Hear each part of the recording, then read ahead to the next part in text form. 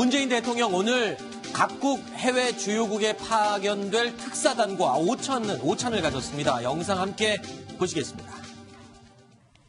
다들 중요한 역할들 맡으셔서 제가 밥 한 끼 대접하는 그런 자리라고 편하게들 생각을 해주시고요. 지난 한 6개월 정도 동안 정상 외교가 공백 상태에 있었고요. 이런 상황 속에서 지금의 외교안보 위기 상황을 하루빨리 극복해내고 정상 외교 공백을 또 메꿔내고 하는 것이 새 정부의 가장 시급한 과제가 된 것 같습니다. 편하게 식사들 하십시다. 뭐 옷도 좀 다 자유롭게 좀 벗으시고요. 예, 저부터 벗을까요?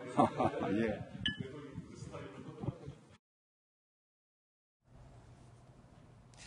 네, 편하게 식사를 하기는 했지만 이 사실 북한의 도발 상황을 비롯해서 이 트럼프 그리고 시진핑 뭐 이런 정상들 우리가 해결해야 될 외교적인 과제들이 아주 많이 쌓여 있습니다. 주요국 특사단의 임무가 어느 때보다 막중한 때인 것 같습니다. 자, 5명의 특사 명단 이렇게 오찬을 함께한 명단이 지금 저희가 그림으로 준비해봤습니다. 자, 홍석현 한반도 포럼 이사장이 미국 특사, 이해찬, 문희상, 송영길, 조윤재 이 모두 5명의 특사단. 자, 막중한 임무를 띄고 있는데 근데 궁금한 게 있습니다.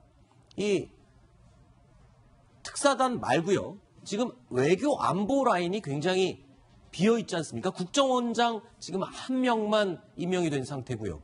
그래서 그 외교 안보 라인이 이렇게 아직 인선이 안 되는 이유가 있습니까? 예, 뭐 국정원장을 뭐 외교 안보 라인이다 이렇게 꼭 얘기할 수 있을지는 모르겠지만 어쨌든 뭐 거기에 영향을 주니까 거기에 포함을 한다면은 사실은 외교 안보 라인은 지금 하나도 지금 구성이 안 돼 있는 상태예요. 청와대에서는 네. 청와대 이제 안보실장 있지 않습니까? 국가안보실장이 있는데 아직 현재 인선이 안 된 상태고 그 밑에 있는 안보실 1, 2차장 차관급도 안 돼 있는 상태고 네. 그다음에 물론 이제 그 다음에 청와대 다음에는 정부 조각을 하지 않습니까? 그 중에서도 지금 가장 시급한 것이 외교 안보 라인이거든요. 그 장관을 네. 따진다면 외교부 장관, 국방부 장관, 통일부 장관 이 세 장관이라고 볼 수가 있는데 이 5자 전체적으로 안보실 1, 2차장까지 6자리인데 6자리 전체가 지금 인선이 안 돼 있다. 네. 이렇게 볼 수 있습니다. 지금 여기서 가장 시급한 자리가 이 3자리가 되겠죠. 지금 예, 먼저 외교 가장 먼저는 이제 청와대 안보실장, 네. 그리고 외교부 장관, 네. 그다음 안보실 1차장이 가장 중요하다고 봐야죠. 지금. 네. 자, 그런데 자 외교 안보 라인 지금 뭐 동맹파냐 자주파냐 뭐 이 두 가지 어떤 인물들이 앉게 될지 이 부분도 지금 고민이 많을 거다라는 분석이 있던데요. 예, 사실 지금 현재 외교 안보라고 하는 걸 그걸 가장 잘 아는 사람은 결국은 외교 안보를 오랫동안 다뤄왔던 사람들 아니겠습니까? 그러면 외교부 출신이고 그다음에 국방부 출신이고 군 출신이고 그럴 수밖에 없잖아요.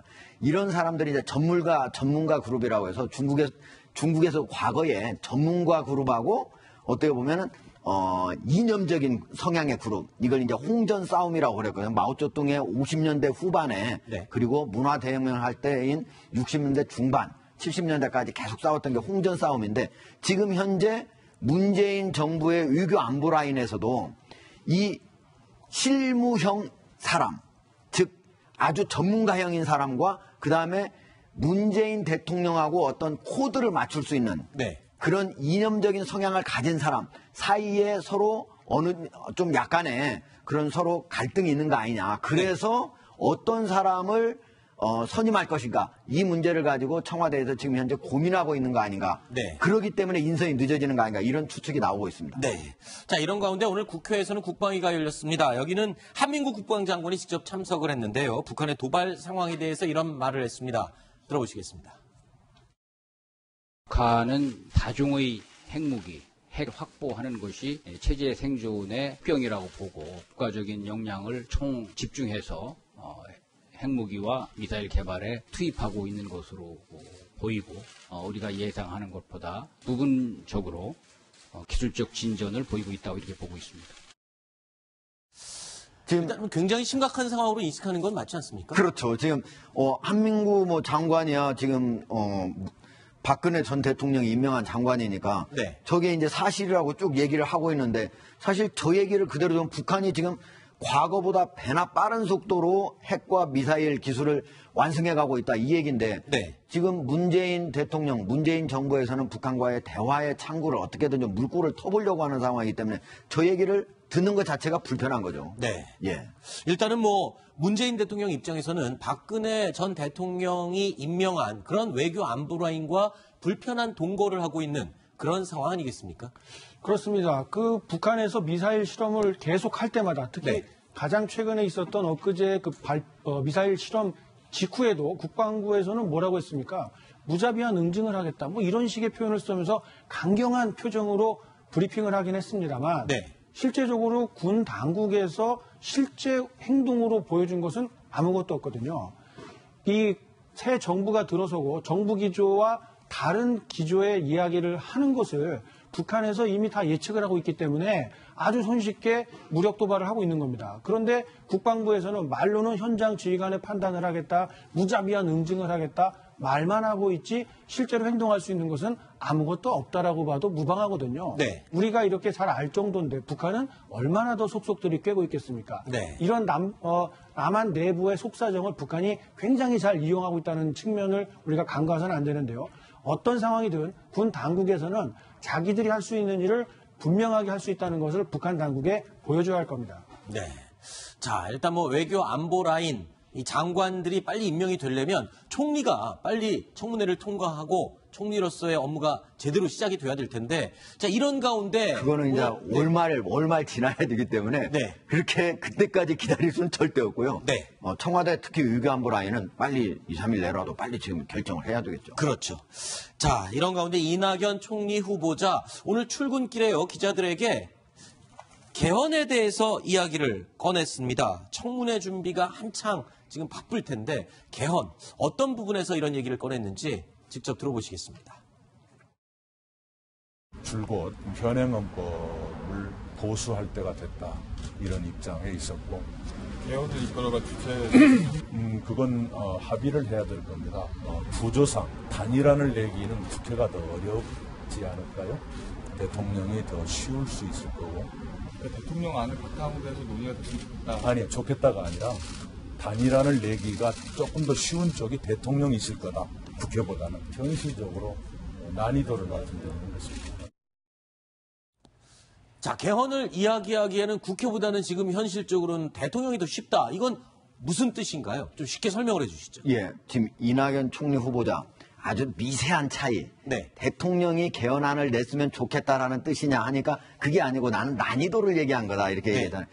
역시 이낙연 총리 후보자의 어떤 성품을 알 수 있는 그런 순간인데 아주 미세한 차이까지도 정확하게 알아듣고 지금 설명을 한 건데 네. 뭐냐면 국회에서 지금 현재 각각이 모두 개헌이라고 하는 부분에 대해서는 모두가 동의를 합니다. 네. 그런데 어떻게 개헌할 것이냐. 예를 들면 4년 중임제 대통령을 할 것이냐. 네. 뭐 내각 책임제를 할 거냐. 뭐 의원 집정부제를 할 것이냐. 뭐 등등 다양한 논의가 있지 않습니까? 거기에서는 각 당의 의견이 조금씩 다르거든요. 네. 그러니까 거기서 쉽게 조율이 되지 않을 것이다. 네. 그리고 항상 보면은 개헌은 대통령 되기 전에 내가 개헌하겠다 임기 중에 해놓고 와서 보면은 자기하고 상관없는 일로 만들어 놓거든요. 그래서 안 됐거든요. 그러니까 대통령이 만약에 안을 낸다면은 네. 쉽게 될 것 같다. 네. 난이도 면에서 네. 그 얘기를 한 겁니다. 그렇군요. 손수호 변호사가 계시니까 하나 묻겠습니다. 네. 자, 개헌. 이 국회에서 하지 않는 다른 방법들도 또 있는 겁니까? 이렇게 대통령이 개헌을 먼저 꺼내도 되는 건지. 가능합니다. 아, 물론 그 국회에서 이제 통과된 다음에 국민투표를 거쳐야 헌법이 바뀌는 겁니다만 네. 첫 단계는 반드시 국회가 해야 되는 것은 아닙니다. 아하. 왜냐하면요. 헌법 128조 1항의 규정이 있기 때문인데요. 헌법 개정은 국회 제적위원 과반수가 발의하거나 아니면은 대통령이 발의할 수 있다고 되어 있습니다. 네. 따라서 지금 이낙연 총리 후보자가 이야기한 대로 여야가 합의해서 국회 제적 과반수 의원이 단일한 그 헌법 개정안을 마련해서 발의해도 그 다음에 개정 절차가 이루어집니다만 그렇지 못하거나 또는 그러한 절차에 앞서서 대통령이 단일한 안을 준비해서 이제 그 헌법 이렇게 바꿉시다라고 이제 내놓는다면은 그 다음에도 얼마든지 국회의 표결과 국민투표 절차를 거칠 수는 있거든요. 네. 두 가지가 모두 가능하기 때문에 어떤 것이 좋은지에 대한 그런 그 방법을 논의하고 있는 것으로 보입니다. 네. 자, 이번에 대통령 탄핵 사태를 겪으면서 국민들은 이 제왕적 대통령제의 단점들에 대해서 적나라하게 보고 느꼈습니다. 그래서 자, 이번 개헌을 통해서 국민들이 원하는 쪽으로 제왕적 대통령제를 고치는 이런 국민들이 원하는 방향의 개헌이 가능할지 그게 궁금한데요. 어떻게 보십니까? 지금 이제 정권 초기이기 때문에 네. 당장 지금부터 뭐 개헌 얘기가 먼저 이렇게 나오기는 쉽지 않지만은 어쨌든 어느 정도 좀 시간이 흘러가면은 한 중반 정도, 정권의 중반기 정도 되면은 개헌 얘기가 나올 수밖에 없고 또 모든 후보들이 개헌에 대해서 약속을 했기 때문에 그거는 아마 이번 문재인 정권 아래서는 개헌은 결국은 이루어질 수밖에 없다. 그리고 네. 그거의 가장 핵심은 결국은 제왕적 대통령제 실패라고 하는 게 1987년 직선제 개헌 이후에 네. 약 30여 년간의 어떤 그 경험이거든요. 네. 다만 문재인 대통령은 좀 약간 의견은 좀 달랐습니다. 그러나 네. 어쨌든 전체적으로 공감대가 이루어진 부분이니까 그분이 가장 핵심적으로 논의될 것은 분명합니다. 네. 자, 그리고요, 어제 저희가 이 청와대 관저에서 첫 출근을 하는 문재인 대통령의 모습을 화면으로 소개를 해드리기도 했었는데, 이 자리에서 김정숙 여사가 옷 매무새를 직접 만져주는 그 모습으로 되게 관심을 끌기도 했습니다. 그런데 지금 이 과거에 노무현 전 대통령의 첫 출근 모습과 오마주다, 이거는 연출한 거 아니냐, 이런 지금 사진 비교가 나오고 있죠. 네, 노무현 전 대통령의 첫 출근은 아니고요. 예, 이제 재임 중이죠. 2007년 10월에 남북 정상회담을 하기 위해서 출발하는 그날 아침입니다. 네. 근데 지금 화면 보시는 것대로 놀랍게도 옷 색깔, 지금 영부인의 그 의상 색깔도 뭐 원피스, 투피스의 차이는 있지만 동일하고요.